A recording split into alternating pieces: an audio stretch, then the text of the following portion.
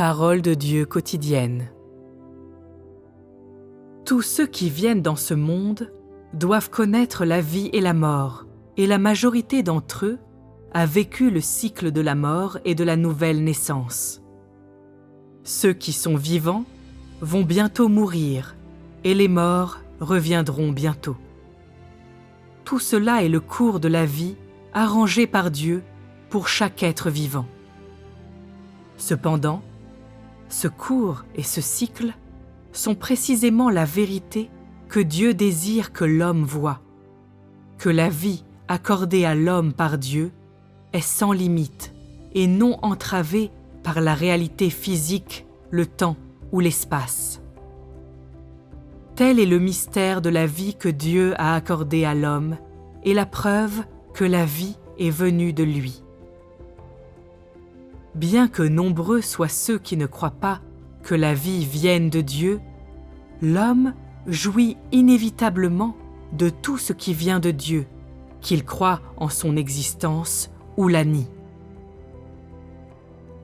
Si Dieu un jour change soudain d'avis et veut réclamer tout ce qui existe dans le monde et reprendre la vie qu'il a donnée, alors tout disparaîtra.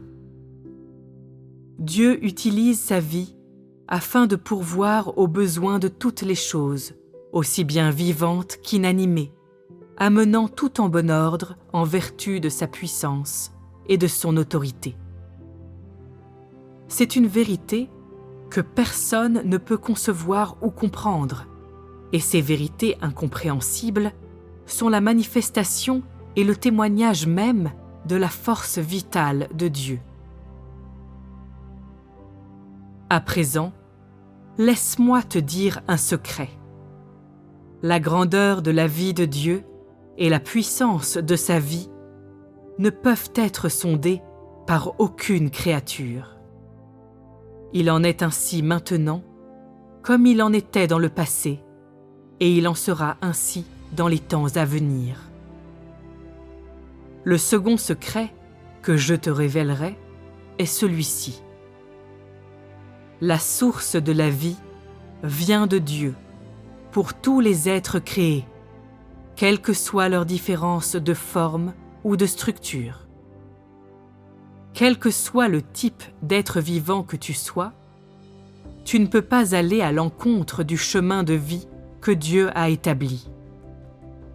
Quoi qu'il en soit, tout ce que je souhaite, c'est que l'homme comprenne ceci.